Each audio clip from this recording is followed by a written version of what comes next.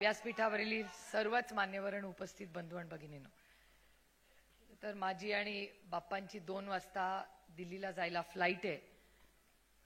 त्याचं कारण असं की 7 वाजता संध्याकाळी माननीय प्रधानमंत्र्यांकडे ऑपरेशन सिंदूरला जे खासदार सगळे गेले होते, आम्हाला सगळ्यांना माननीय प्रधानमंत्र्यांनी 7 वाजता बोलवलेलं आहे.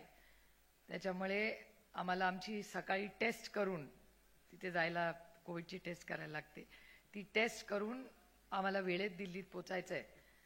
पण मी बघते मगाशी अमोल दादाही बोलले की सगळ्यांची भाषणं माझ्यामुळे कट झाली आहेत, असा एक आरोप माझ्यावर झाला आहे. पण खरं तर आदरणीय पवार साहेबांचं 12:30 पाऊणला भाषण व्हायचं होतं, त्याच्यामुळे आपला काही फार वेळ मी घेणार नाही. पण आजचा हा वर्धापन दिनाच्या आपल्याला मी मनापासून सगळ्यांना शुभेच्छा देते. म्हणता म्हणता 26 वर्ष झाली. आजही तो दिवस आठवतो, शिवाजी पार्कचा तो भव्य दिवळ सोहळा. संगमाजी, तारिकभाई, संगमाजी आज नाहीत आपल्यात. तारिकभाई त्यांची माझी भेट होते अनेक वेळा. ते आज बिहारमधून निवडून आलेले आहेत, खासदार आहेत आमच्या सगळ्यांबरोबर. आणि मला आठवतं त्यावेळेस, मला वाटतं प्रदेशाध्यक्ष पहिले हे माननीय भुजबळ साहेब होते. आणि तो एक मोठा कार्यक्रम होता, एक काळ होता. कुणालाही वाटलं नव्हतं की 6 महिन्यात आपण सत्तेमध्ये येऊ. आणि 6 महिन्यात आपण सत्तेत आलो आणि पूर्ण 18 वर्ष राष्ट्रवादी काँग्रेस पक्ष जन्माला आला, तो 6 महिन्यातच सत्तेत बसला आणि सलग 15 वर्ष सत्तेत राहिला तो पक्ष. ह्याच्यात सगळ्यांचेच कष्ट आहेत. आदरणीय पवार साहेबांचं नेतृत्व, पण इथे बसलेले आणि असंख्य आज इथे नसलेले प्रत्येकाचं मोठं योगदान हा पक्ष बांधणीमध्ये आहे. त्याच्यात काही आपल्या बरोबर आज नाहीत. आबांची तर आठवण केल्याशिवाय कार्यक्रम पूर्णच होऊ शकत नाही. आबांचंही अध्यक्ष म्हणूनही मोठं योगदान होतं. आज अरुणभाई व्यासपीठावर आहेत. असे असंख्य, पिचड साहेब, ते जरी नंतर आपल्याला सोडून गेले तरी त्यांचं योगदान आहे. ज्यांनी आपल्या बरोबर कधी ना कधी काम केलं त्याची नोंद माणसांनी आयुष्यात नेहमी ठेवली पाहिजे, जाणीव ठेवलेत. हेच आपले संस्कार आहेत. मला अनेक वेळा माझ्या मतदारसंघात, परवाच आम्ही फिरत होतो भोरला, भोरचे लोक दिसत आहेत तिथे मला. आम्ही गाडीत मगाशी हा बसलाय विठ्ठल तिकडे, विठ्ठल आणि मीच चर्चा गाडीत करत होतो. विठ्ठल म्हणला, ताई आपण बाकीचे भेटतात असं तसं काय हे ते. मी त्याला म्हणलं, विठ्ठल, तो म्हणला तुम्ही टीका डायरेक्ट करत नाही त्यांच्यावर. म्हटलं, हे बघ विठ्ठल, मी 4 इलेक्शन लढले. 3 इलेक्शनला त्यांनी माझी मदत केली आहे, एकाला विरोध केलाय, ठीक आहे, अभी 3 का बाकी आहे. त्याच्यामुळे जरी कधीतरी एका ताटात जेवलो असलो तरी ते एक वेळ विसरले असतील, पण माझ्यावरचे संस्कार मी नाही कधी विसरणार. त्यामुळे ठीक आहे, ज्यांनी जो मार्ग निवडला असेल त्यांना आपल्या शुभेच्छा आहेत. पण तुम्हाला ते दृश्य आठवत असेल, साताऱ्याचा असेल, जेव्हा शशिकांत शिंदेजींचा वाढदिवस होता, मला अजूनही आठवतं, सगळेच प्रचारात होतो. मला माझ्या ऑफिसमधून फोन आला की साहेब भिजलेले आहेत पूर्णपणे, काय झालं. मी शशिकांत शिंदेंना फोन केला, म्हटलं काय झालं, पाऊस झाला, काय झालं. ते म्हणले आम्ही केक कापतोय. म्हटलं कसला केक कापताय, इथे आम्ही एवढे टेन्शन मध्ये होतो, काय झालं, पाऊस झाला. ते म्हणले नाही पाऊस झाला, भाषण झालं, आम्ही आता केक कापतोय. म्हटलं मग आम्ही काय नाही. आणि लक्षात नाही आलं की तो एक फोटो, तो एक साताऱ्याचा फोटोनी 2019चं इलेक्शन पूर्णपणे फिरवलं. हीच महाराष्ट्राची आणि सर्वांची ताकद. त्यामुळे यश अपयश हे प्रत्येकाच्या आयुष्यात येत असतं, ते आपल्याही आलं. मी तो क्षण कधी विसरणार नाही. 2 जुलैचा, 2 जुलैला इथलेच पुण्याचे प्रेसवाले तिथे होते आणि त्यांनी विचारलं, तुमचा पक्ष सगळा गेला, तुमच्या पक्षाचा विश्वासार्हता चेहरा कोण. तर त्यांनी विचारलं की तुमचा विश्वास देणारा चेहरा कोण. त्याच्यावर साहेबांनी हात वरती करून सांगितलं, शरद पवार. हा स्वतःवर असणारा विश्वास आहे. मी माझे वडील म्हणून, नातं म्हणून सांगत नाही, पण मी त्यांच्याकडे जेव्हा लांबून बघते तेव्हा मला असं नेहमी वाटतं, ही जी आपण एकामेकासाठी मोटिवेशनल भाषणं करतो ना, लढेंगे जितेंगे, ये करेंगे करेंगे, ते कधीच त्याच्यासाठी थांबत नाही. कारण का त्यांचा स्वतःवर विश्वास आहे, त्यांच्या विचारावर विश्वास आहे. ज्या दिवशी तुमचा स्वतःवर विश्वास असेल ना, तर मग कुठलीही सत्ता, कुठलंही पद, कुठलं काहीही मायने नाही राखता. हे मला बोलणं सोपं असेल, तुम्हाला वाटत असेल, पण मी लवकर समाधानी होते. कारण का आपला संघटना ही कशासाठी पवार साहेबांनी उभी केली याची विचारधारा आपल्याला माहिती असली पाहिजे. फायनल गोल काय? फायनल गोल तुमची सत्ता आहे का फायनल गोल तुमचा सर्वसामान्य मायबापची जनतेची सेवा आहे? ज्याचा उल्लेख आता केला ना अमोलदादांनी. मी अमोलदादा माझं कौतुक करत होते, निलेश लंके माझं कौतुक करत होते, त्याच्यात काही तथ्य नाही. 8च्या 8 राष्ट्रवादी काँग्रेस पक्षाचे जे खासदार आहेत ना, ते जेव्हा जेव्हा पार्लमेंटमध्ये उभे राहतात, एखादा मंत्र्याला लाजवतील, हेकलिंग होईल, पण एकही खासदाराला हेकल होत नाही आणि त्यांच्या भाषणाला दाद दिली जाते. त्यांच्या भाषणाला इम्पॅक्ट दिला जातो. पॉलिसी डिसिजन मध्ये आम्ही असतो. मी काल रात्री दिल्लीवरून आले. नवीन इन्कम टॅक्सचं बिल येणार आहे. त्या नवीन बिल्डिंगच्या इन्कम टॅक्स बिलमध्ये राष्ट्रवादी काँग्रेस पक्षाचं मत आहे, विरोधी पक्षात असलो तरी. ज्याचा उल्लेख मगाशी कोणीतरी केला, 1 नेशन 1 इलेक्शनचा. 1 नेशन 1 इलेक्शन मगाशी मला वाटतं निलेश भाऊच बोलले.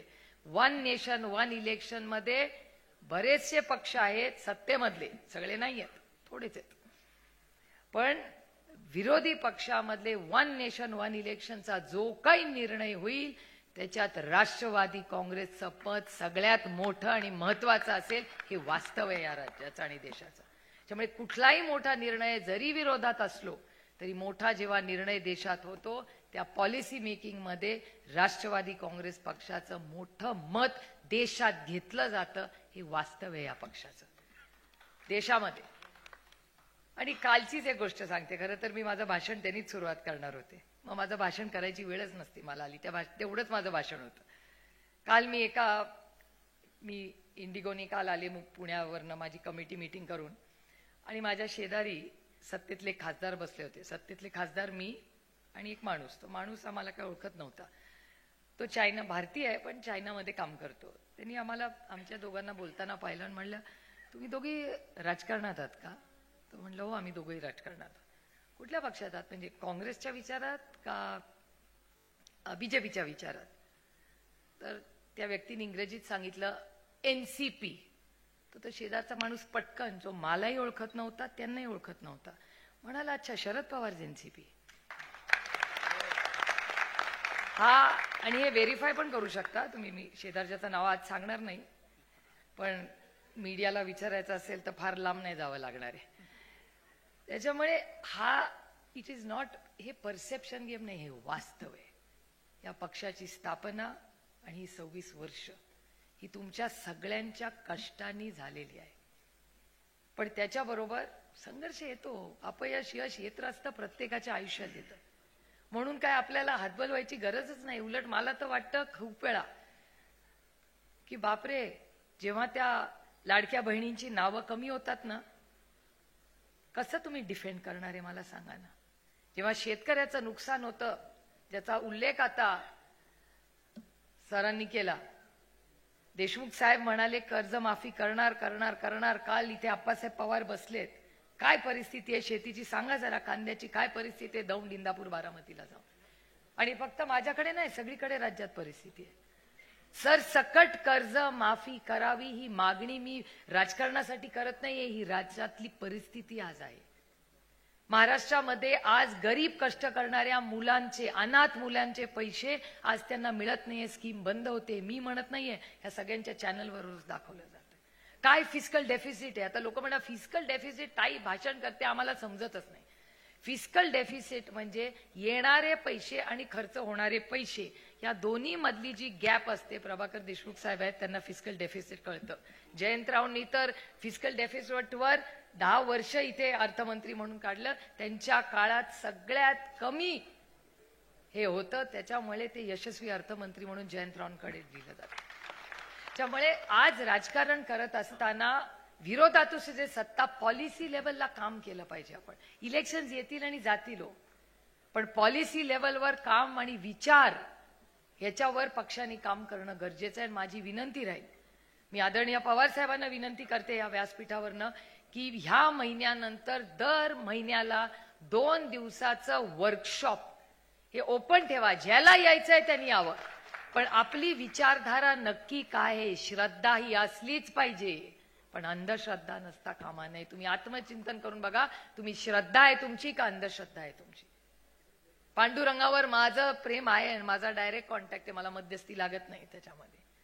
श्रद्धा ती डायरेक्ट मध्ये असते, मध्ये ती अंधश्रद्धा येते. त्यामुळे आज पक्ष असताना पक्षाची विचारधारा याच्यात कंप्लीट क्लॅरिटी असली पाहिजे. त्याच्यामुळे ट्रेनिंग प्रोग्राम हे पक्षाने घेतलेच पाहिजेत. गाववाडी वस्तीवर महिन्याला मीटिंग झालीच पाहिजे आणि नवीन उमेदीने शून्यातून पक्ष उभे राहतात. इथे बघा, या पहिल्या 2 रो मध्ये मी किती जण बसले होते. हे सगळे साहेबांबरोबर 60 वर्ष कदम साहेब बसलेत, मगाशी गेले परत आले. ही जिद्द पाहिजे आपल्याला. These are men made of steel. मग पाऊस येऊ दे, काही येऊ दे, काही येऊ दे, काही फरक पडत नाही. हे लढत राहतात, चालत राहतात. ही ताकद असली पाहिजे आणि ती फक्त भाषणात नाही, कृतीमधून केली पाहिजे आपण. त्यामुळे माझी फार अपेक्षा आहे, मी स्वतः पुढच्या महिन्यापासून राज्याचा दौरा करणार आहे. कारण का मला असं वाटतं की राज्याची परिस्थिती खरंच गंभीर आहे आज. अहो, ज्या हगवणे कुटुंबांना मी माझ्या लोकसभा मतदारसंघात माझ्या 3 इलेक्शनला त्या कुटुंबांनी काम केलंय. मला विश्वासच बसत नाही की ज्या पांडुरंग आपले हगवणेजी, ज्यांनी आदरणीय पवार साहेब, नाना नवले यांच्यावर 5 दशक काम केलं, अतिशय सुसंस्कृत काँग्रेसच्या विचाराचं कुटुंब, काय झालंय त्या कुटुंबामध्ये? शिकलेलं घर, त्यांची सून आज ती आत्महत्या करते हुंड्यासाठी. ह्या महाराष्ट्र आपल्याला हवाय. आपली नैतिक जबाबदारी नाही पक्ष म्हणून की हुंडामुक्त महाराष्ट्र करायची. काय फक्त सत्तेमध्ये जा एवढंच आपलं लक्ष आहे? चला, आज निर्णय घ्या सगळ्यांनी की आजपासून पूर्ण ताकदीने राष्ट्रवादी काँग्रेस पक्ष या सगळ्या सामाजिक प्रश्नांसाठी राखीव उठेल आणि शून्यातून प्रश्न. आणि काय वेळ लागतो? महाराष्ट्र फिरूया ना, लोकांपर्यंत जाऊया. वाढव, ज्याचा उल्लेख निलेश लंकेंनी केला, साहेब गाडीतून का फिरतात? आजकाल सगळ्यांचे फोटो येतात बाई त्या रील मध्ये. कोण कुठल्या विमानातून उतरतंय, हेलिकॉप्टर, काय काय काय काय येत. खरंच आहे, सत्तेमध्ये तर विचारूच नका. आता त्याच्यावर मी आज बोलणार नाही, व्यासपीठ नाही आणि त्यांच्यावर टीका करायला मी आज उभी नाही राहिलेले. पण हे अस्वस्थ करणारी परिस्थिती आहे. जर राजाच जर विमानाने फिरत असेल तर त्याला माहितीच नाही ना प्रजाचे हाल चाललेत काय. त्यामुळे लोकांच्या अंतःकरणात जाऊन, घरात, वाडी वस्तीवर जाऊन बघा काय परिस्थिती झाली. तो फहाद म्हणला होता, राखीताईंना विचारा अर्बनायझेशनचे काय होते. त्या राखीताई रोज मुंबईत आंदोलन करतात. त्यामुळे या सगळ्या गोष्टींचा गांभीर्याने तुम्ही विचार करा. मला पुढे जायचंय, साहेबांचंही भाषण आहे, त्याच्यामुळे फार मी भाषण करणार नाही आज. पण पुढच्या वेळी जेव्हा भेटू तेव्हा एक 15 दिवसामध्ये माझाही राज्याचा दौरा, पुढे कसं जायचं, वर्षाच्या मीटिंग, ट्रेनिंग प्रोग्राम, ह्या सगळ्याची माहिती तुम्हाला कळवली जाईल. पण एकच शेवटी जाताना सांगू इच्छिते की जेव्हा मी ऑपरेशन सिंदूरच्या ह्या कामासाठी गेले, हा मुद्दा खूप महत्वाचा आहे. मला एक माझं भाग्य की फुल ना फुलाची पाकळी, पण ह्या देशाचे परराष्ट्र मंत्री कैलासवासी यशवंतराव चव्हाण म्हणून त्यांना परदेशी जायची संधी मिळाली देशाच्या वतीने. हे छोटंसंच असेल माझं, पण त्याच विचारांचा वारसा घेऊन मला तुमच्या सगळ्यांच्या आशीर्वादाने देशाचं नेतृत्व करून परदेशात जायची 4 राज्यात देशांमध्ये संधी मिळाली. हे माझं भाग्य आणि तुमच्यासारख्या असंख्य कार्यकर्त्यांचं, नेत्यांचे आशीर्वाद आहेत म्हणून मला ही संधी मिळाली.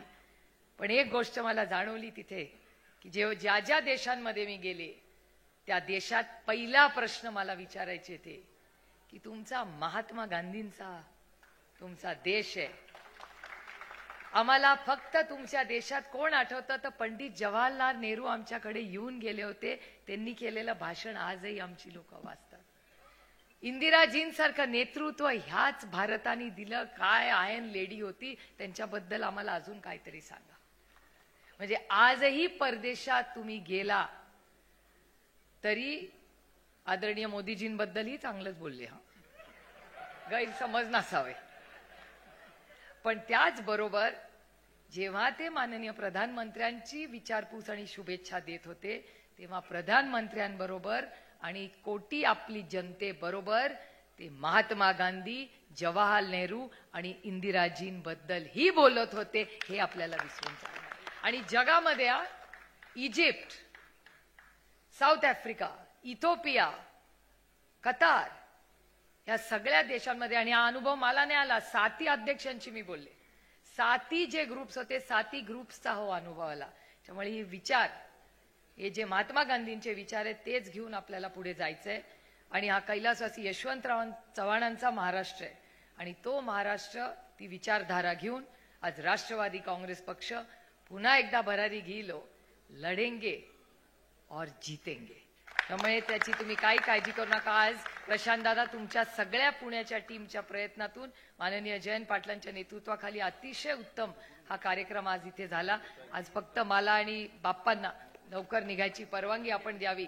आणि या सगळ्या खासदारांचं मी पुन्हा पुन्हा कौतुक करते, फौजियाताईंचंही, की राष्ट्रवादी काँग्रेस पक्ष हा पार्लमेंट मधला सगळ्यात हाय परफॉर्मिंग पक्ष आहे. याचा सार्थ अभिमान मला आहे. या सगळ्यांचा मला अभिमान आहे. पुन्हा एकदा 26 वर्ष पूर्ण झाल्याच्या वर्धापन दिनाच्या मनापासून शुभेच्छा देऊन पांडुरंगाला एवढीच प्रार्थना करते, बाबा चांगला पाऊस पडू दे आणि अडचणीत आलेला माझा शेतकरी त्याला न्याय मिळू दे, एवढंच म्हणून आपली रजा घेते. जय हिंद, जय महाराष्ट्र, जय आघाडी.